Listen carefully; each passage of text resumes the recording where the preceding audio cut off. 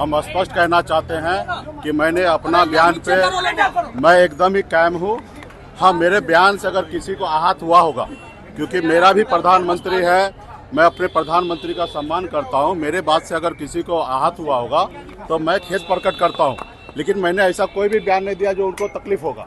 मैंने ये कहा कि जब हमारे वीपी सिंह की सरकार थी, जो मंडल आयोग जो लागू कमीशन लागू हुआ था, जो उसमें खास करके पिछड़ा और अति पिछड़ा ओबीसी का आरक्षण लागू हुआ, जिसमें अमित शाह जी ने, गृह मंत्री जी ने आए और झूठ बोल रहे हैं कि कांग्रेस पार्टी ने सारे अटका के रखा है। मेरा कहना ये था कि भारतीय जनता पार्टी या गृह मंत्री जी किसी के हाथ में मेहंदी नहीं लगा था। आपके पास भी कुर्सी था और 30-32 सालों में ज़्यादा से ज़्यादा समय आपके पास 17-18 साल आपके पास पावर था। 10 साल मोदी जी का, इससे पहले अटल बिहारी वाजपेयी जी का सरकार था। टोटल 17-18 साल आपके पास सरकार था। आपने क्यों नहीं मंडल कमीशन का 40 पॉइंट जो था सिफारिश, 40 के 40 पॉइंट क्यों नहीं आपने लागू किया? और 2 पॉइंट अगर लागू हुआ, या 27% आरक्षण हो, या पढ़ाई में, एजुकेशन में 27% आरक्षण 2007 में कांग्रेस पार्टी ने ही किया है। 93 में भी जो ओबीसी का आरक्षण 27% कांग्रेस पार्टी ने किया। आपने वीपी सिंह का सरकार आपने गिरा दिया था 11 महीने में। मंडल बनाम कमंडल आपने निकाला था। आप तो हमेशा विरोध किए हैं, चाहे वो कर्पूरी ठाकुर जी का हो या मंडल आयोग का हो, सिफारिश हमेशा आपने विरोध किया। और आपके पास भी लंबा समय था।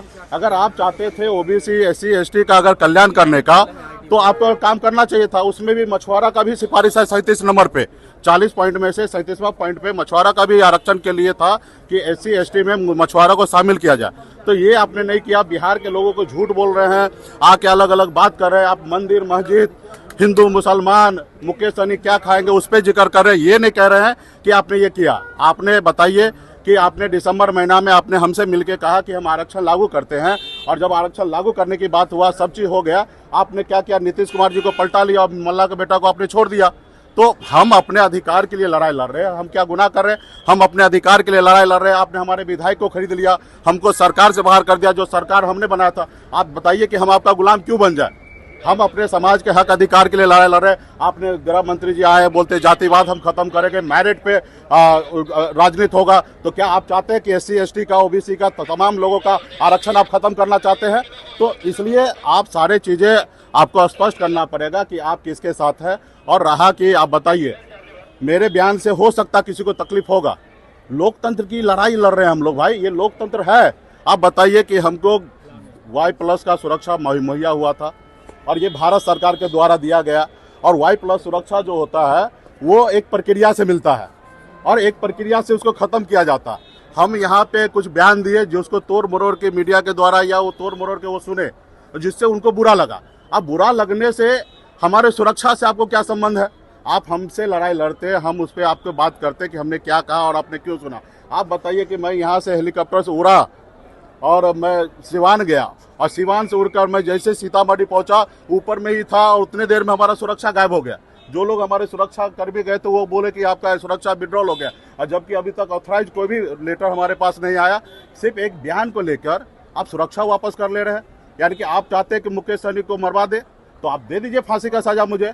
अगर मैं अपने जात के हक अधिकार के लिए, मछुआरा के लिए, मल्ला के लिए अगर लड़ाई लड़ना मेरा अगर गुनाह है, तो मैं कहता हूँ माननीय प्रधानमंत्री जी, राष्ट्रपति महोदय, सब आप ही का है। आप मुकेश सहनी को कल फांसी पर लटका दीजिए, मुझे कोई फर्क नहीं पड़ता। हमने पहले भी कहा, एक सीट को लेकर भाजपा के साथ राजनीति करना, इससे अच्छा मैं जहर खा लूंगा, मर जाऊंगा, लेकिन भाजपा के साथ राजनीति नहीं करूंगा।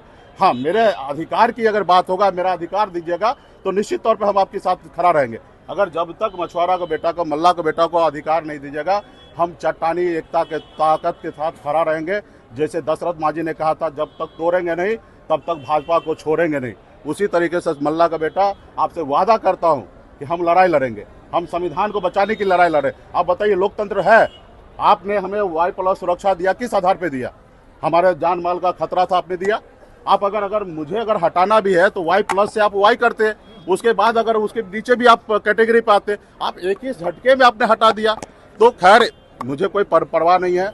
हम लोग गरीब घर में जन्म लिए, हम कोई Y+ लेके तो पैदा हुए नहीं थे। हम संघर्ष करने वाले लोग हैं, 900 रुपये महीने पे मजदूरी करने वाले लोग हैं, और हम यहाँ पे आए अपने लोगों के लिए काम कर रहे हैं। उनको भाजपा को कल जिस रोज मजबूरी था, जरूरी था, उस रोज लगा कि मुकेश सहनी को साथ लेना, उस रोज Y+ दी है।